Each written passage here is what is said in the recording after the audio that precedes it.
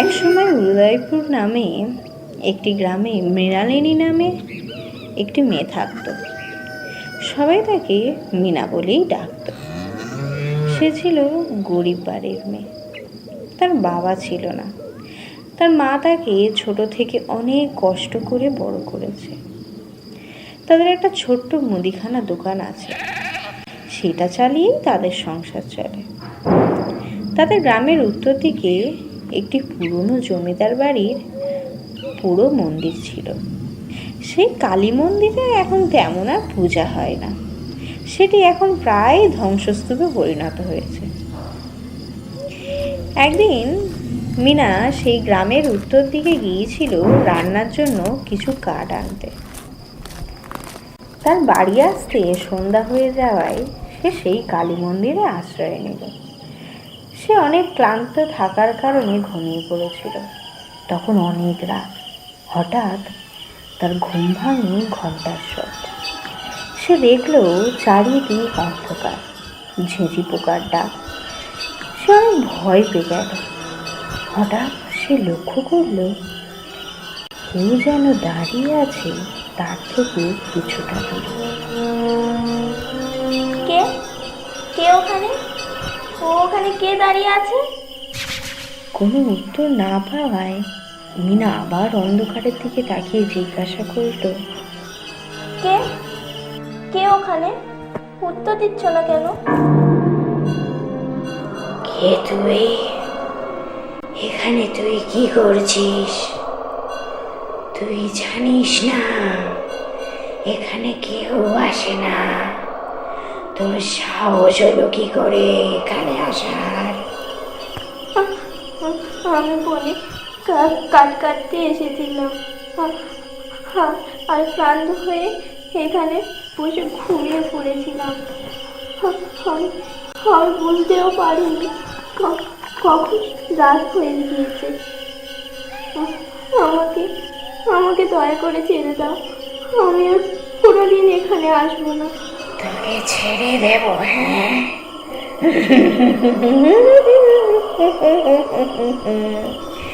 দিতে পারি, তবে একটা শর্তে। কি শর্ত বলো? আমি তো সব শর্ত মানতে রাজি আছি। তাহলে শোন, আমি ছিলাম জমিদারের একমাত্র মেয়ে। আজ থেকে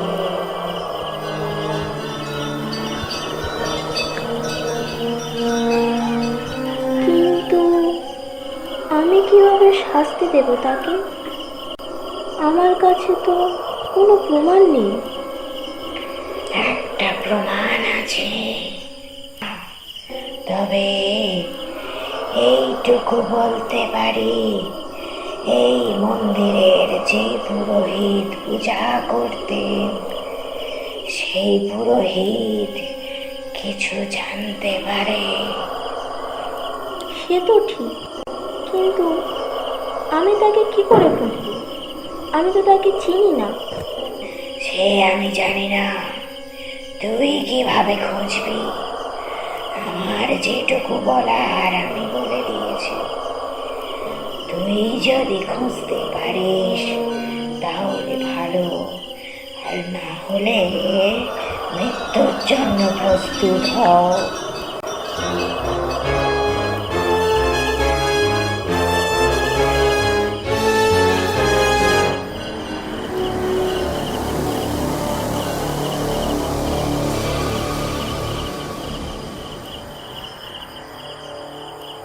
এই বলে সে অদৃশ্য হয়ে গেল।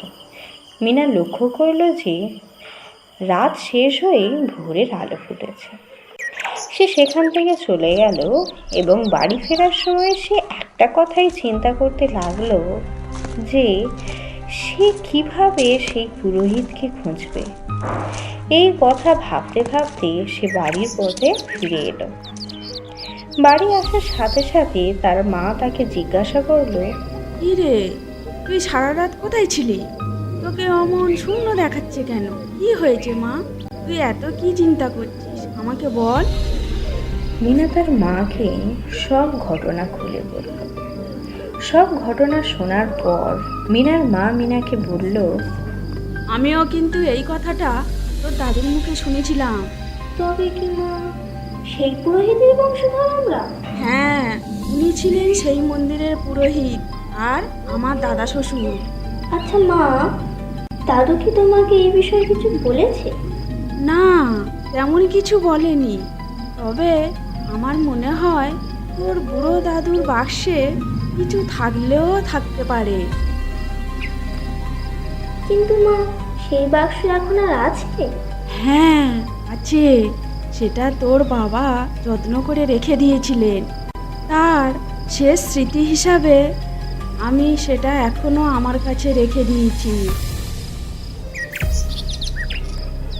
তাহলে চলো গিয়ে দেখি ওই বাক্সের মধ্যে কিছু আছে কিনা। মিনা ও মিনার মা এই সকল কথা আলোচনা করার পর সেই বাক্সটা খুলে সব কিছু দেখতে লাগলো। হঠাৎ মিনার চোখে পড়ল একটি হিসাবের খাতা। সে সেটা খুলে দেখতে লাগলো। সেখানে সে দেখলো তার বুড়ো দাদু জমিদারের সম্বন্ধে অনেক কিছু লিখেছে।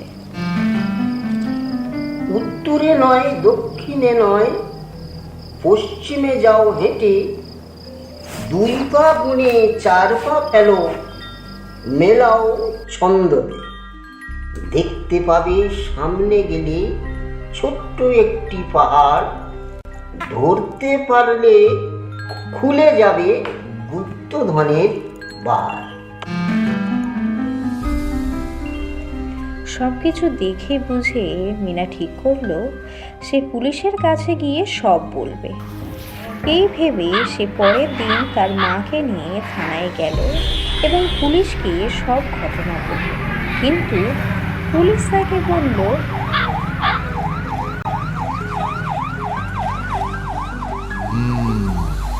তুমি কি করে জানলে কাদম্বিনীর কথা? আমি যতদূর জানি সে তো নিখোঁজ হয়ে গিয়েছিল। তাহলে তুমি এই সব কথা বলছো কি করে? না, সে নিখোঁজ হয়নি, বরং তাকে নিখোঁজ করে দেওয়া হয়েছিল। তুমি যা বলছো তার কোনো প্রমাণ আছে? হ্যাঁ আছে। প্রমাণ আছে? কোথায়? তার জন্য আপনাকে আমার সাথে যেতে হবে, যেখানে গেলে আপনি আপনার প্রশ্নের উত্তর পাবেন। ঠিক আছে, চলো। এই সকল আলোচনা হবার পর মিনা পুলিশকে নিয়ে সেই উত্তরের কালী মন্দিরের পথে দিকে যেতে লাগলো। আচ্ছা, তুমি আমাকে যে ধাঁধাটা বলেছিলে সেটা তুমি সমাধান করতে পেরেছো? হ্যাঁ, আমি চেষ্টা করে দেখতে পারি। ঠিক আছে, বলো দেখি। ধাঁধাটির প্রথম লাইন, উত্তরে নয়, দক্ষিণে নয়, পশ্চিমে যাও হেঁটে। তার মানে আমাদেরকে পশ্চিম দিক বরাবর এগিয়ে যেতে হবে। তারপরের লাইন, 2 পা গুনে 4 পা ফেলো, মেলাও ছন্দেতে। এর মানে হলো আমাদের পা গুনে গুনে 4 পা পশ্চিমে এগিয়ে যেতে হবে। এর পরের লাইন বলেছে, দেখতে পাবে সামনে গেলে ছোট্ট একটি পাহাড়। এর অর্থ হলো প্রদীপের কুলুঙ্গি। এসবের আবার মানে কি? এর মানে স্যার, প্রদীপের কুলুঙ্গিটা যেহেতু ত্রিভুজের মতো দেখতে, তাই তাকে ছোট পাহাড়ের সাথে তুলনা করা হয়েছে। আর এর পরের লাইন হলো, ধরতে পারলে খুলে যাবে গুপ্তধনের বাহার। এর অর্থ হচ্ছে ওখানে এমন কিছু একটা আছে যেটা হাত দিলে গুপ্তধনের দরজা খুলে যাবে। তোমার কথাই ঠিক মনে হচ্ছে। চলো একবার গিয়ে দেখি। হ্যাঁ স্যার, চলো। মিনা ও পুলিশ সেই ধাঁধার ছন্দ অনুসরণ করে যখন প্রদীপের কুলুঙ্গির কাছে পৌঁছলো, তখন মিনা কুলুঙ্গির উপরে হাত রাখতেই কুলুঙ্গির উপরের অংশটা ফাঁকা হয়ে গেল। আর তারা দেখতে পেল একটি লাল কাপড়ে মোড়া একটি কাগজ। মিনা সেটি তুলে নিল এবং দেখল তাতে নায়েবের বিরুদ্ধে সমস্ত প্রমাণ লেখা আছে। স্যার দেখুন, এখানে নায়েব মশাইয়ের বিরুদ্ধে সমস্ত প্রমাণ আছে। হ্যাঁ, সে তো ঠিক, কিন্তু আমরা তাকে গ্রেপ্তার করব কিভাবে? তাকে তো বাড়ি থেকে গ্রেপ্তার করা যাবে না। সে যেহেতু জমিদার, এই প্রমাণ কিছুতেই মানবে না।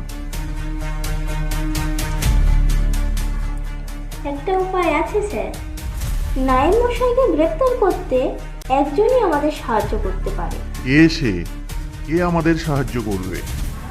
কাদম্বিনী। কাদম্বিনী? কিন্তু সে এখানে কিভাবে আসবে? আসবে স্যার, আসবে, ঠিক আসবে। আমি ডাকবো তাকে, আপনি এখানে একটু অপেক্ষা করুন, আমি নায়েব মশাইকে নিয়ে আসছি। এই সকল কথা আলোচনা হবার পর মিনা তৎক্ষণাৎ কালী মন্দির থেকে বার হয়ে জমিদারের বাড়ির পথে যেতে শুরু করে।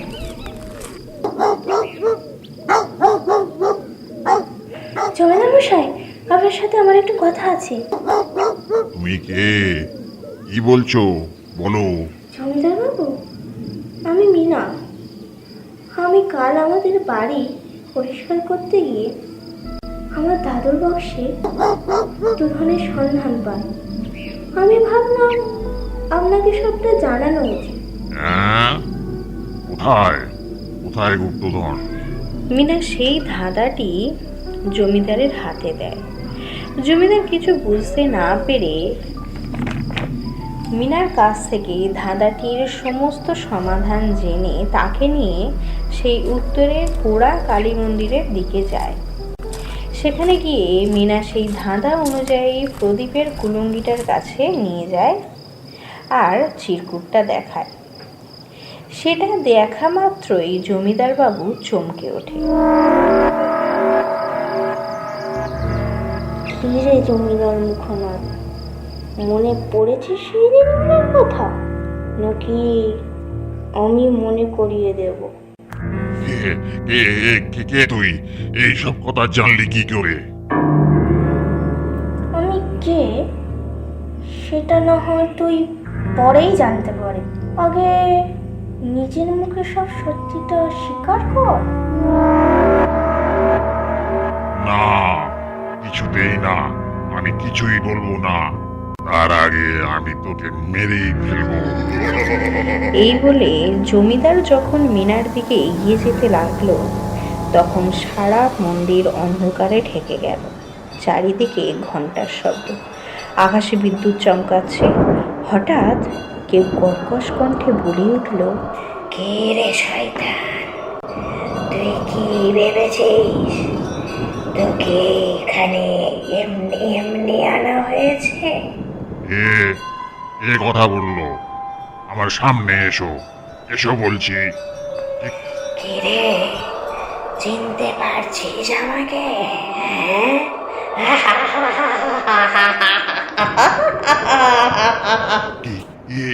কি তুই? আমি সেই কাদম্বিনী যাকে তুই 20 বছর আগে হত্যা করেছিলি, আর আমাকে এই কালী মন্দিরের পিছনে বট গাছের নিচে পুঁতে দিয়েছিলি। মনে পড়ে সেই দিনটার কথা?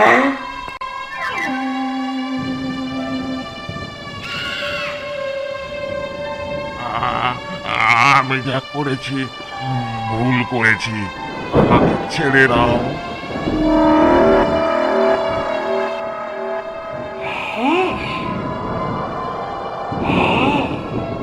তোকে ছেড়ে দেব? তাড়াতাড়ি সব সত্যিটা স্বীকার কর, না হলে তোর মৃত্যু নিশ্চিত। আমি স্বীকার করছি, আমি 20 বছর আগে আমি সবাইকে মেরেছিলাম আর তোকে এই মন্দিরের পিছনে পুঁতে দিয়েছিলাম।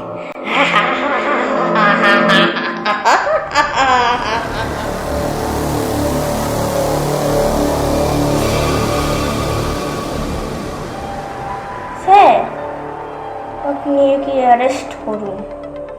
ও নিজের মুখেই সব সত্যি স্বীকার করেছে। এই কথা শুনে পুলিশরা বেরিয়ে এসে তাকে গ্রেপ্তার করে নিয়ে চলে যায় আর তার কঠোর শাস্তি হয়। এছাড়া কাদম্বিনীর যত সম্পত্তি ছিল সেগুলি সব মীনা ও তার মায়ের নামে করে দেয়া হয়। তারা সুখে শান্তিতে থাকতে লাগে আর কাদম্বিনীর আত্মারও মুক্তি হয়।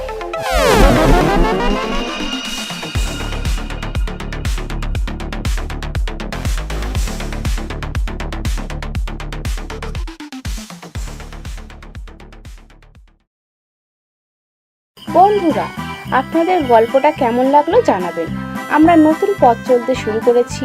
আপনারা লাইক, কমেন্ট, শেয়ার আর সাবস্ক্রাইব করে পাশে থাকবেন প্লিজ।